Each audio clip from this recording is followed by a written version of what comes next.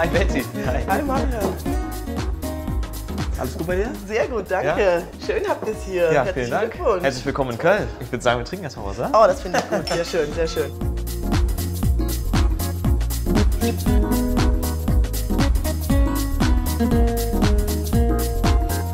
Auf dich? Ich bin ja ein großer Fan deines Tresenbrettes, muss ich dir sagen. Hier ist auch nochmal euer Logo abgebildet.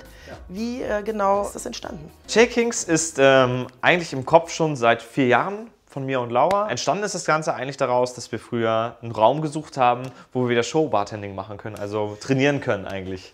Und wir haben uns dann Gedanken darüber gemacht, wie können wir das Ganze wieder refinanzieren, weil es ja auch Kosten sind, Mietkosten. Und dann haben wir gesagt, vielleicht machen wir 1, 2 Schulungen nebenbei. Und das Wort ist eigentlich abgeleitet vom Shaking. Und wir haben dann halt mit unserem Designer da gesessen und haben gesagt, wie lustig wäre das, wenn wir hinten ein S dran machen. Dann haben wir so ein kleines Wortspiel drin und dann bauen wir ein Logo drumherum, was halt eine Krone hat. Wenn ich mich hier so umschaue, ihr seid ja sehr breit aufgestellt. Ist alles da. An wen richtet sich denn eigentlich euer Angebot jetzt ganz genau? Hier schulen wir halt hauptsächlich Endkonsumenten und Bartender, um halt den Endkonsumenten einerseits ein bisschen näher die Cocktailkultur beizubringen, also die DNA von Drinks, wie funktioniert das Ganze, sodass die Leute halt an die Bar gehen können und sich das einfordern, und die Bartender halt ein bisschen zu unterstützen, um schneller halt weiterzukommen. Wenn man halt so ein paar Mentoren hat, funktioniert das immer ein bisschen auf einem leichteren Weg, als wenn man sich immer alles selber erarbeiten muss. Und dann haben wir noch unseren Consulting-Part, in dem wir halt Drinkkonzepte entwerfen, Kreativschulungen machen. Das sind unter anderem Personen wie Christian Balke von Havana Club, mit dem wir hier Mixing-Sessions machen, um neue Drinks halt auf den Markt zu bringen oder für Schulungen zu konzipieren. Da bin ich dann halt hier, die Laura, also meine Partnerin, und der Christian, der kommt dann halt vorbei. Wir haben einen Warenkorb eingekauft und dann überlegen wir uns halt, was könnte dem Endkonsumenten halt passen, ne? Oder dem Bartender. Abgefahrene Drinks kann jeder machen, aber dann halt den Endkonsumenten zu treffen damit er das halt auch noch leicht zu Hause nachmixen kann, ist dann halt schon eine starke Aufgabe. Herzlichen Glückwunsch. Dieses Jahr die Academia del Ron gewonnen. Ich glaube, wenn ich richtig informiert bin, hast du jetzt zum 3. Mal teilgenommen. Was ist der Anreiz für dich gewesen? Im ersten Jahr, also vor 3 Jahren, habe ich mir natürlich gedacht, so, ich weiß noch nicht alles, ich brauche irgendwie ein Tool, ich challenge mich gerne selbst. Ich mache bei der Academia del Ron mit, weil die halt ein geiles Schulungsprogramm haben, coole Workshops, internationale Referenten.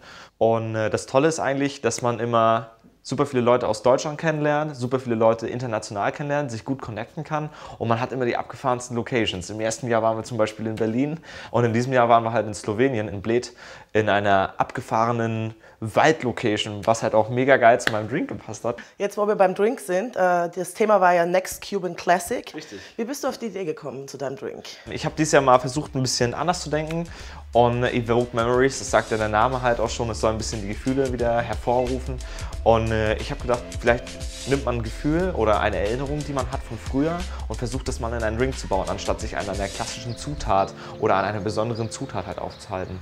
Und wenn ich mich so zurückerinnere, vor allem an die Kindheit, dann ist mir immer ein Gefühl besonders in Erinnerung geblieben. Und das ist halt so das Gefühl, wenn du in den Wald gehst und es ist alles, riecht alles gut und es sieht gut aus und eigentlich kann dir nichts Böses der Welt irgendwas anhaben. Und dann habe ich gedacht, wie kriegst du dieses Gefühl halt in den Drink hinein? Und so bin ich dann halt über verschiedenste Pilzarten, Salze und Moos und Erde, irgendwie, das war so in meinem Kopf, zu dem Drink gekommen als Hauptaromen. Ja? Und dieses Gefühl, denke ich, kann jeder weltweit nachvollziehen. Nächstes Jahr findet ja der internationale Grand Prix auf Kuba statt. Viele internationale Bartender natürlich dann auch vor Ort. Wie bereitest du dich vor? Wie gehst du an die Sache ran? Weil du musst den Pott ja holen. Ich werde mich natürlich darauf vorbereiten, was gibt es da zu essen, wie leben die Leute dort, und versuchen diese Erfahrungen halt mit in den Drink einzubauen und einfach zu sein, so wie ich bin. Jetzt bin ich natürlich sehr neugierig. Meinst du könntest mit deinem Drink mal mixen? Ja, natürlich, sicher. 4CL Havana Club brauchen wir dafür, 7 Jahre. Lillet Blanc, 2CL. Dann meinen hausgemachten Waldhonig, der aus Pilzen, Moos, verschiedenen Salzen, Zuckersirup und Waldhonig besteht. Und 2CL frische Limette. Um dem Ganzen halt ein bisschen mehr Flavor zu geben, kommt da halt noch ein Tannenzweig mit rein, den wir dann halt einfach mitshaken.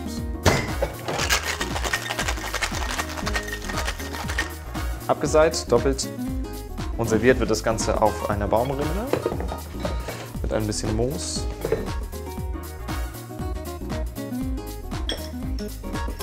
Bitte schön. Vielen Dank.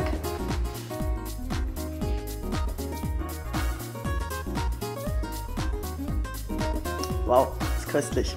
Danke. Herzlichen Glückwunsch dazu.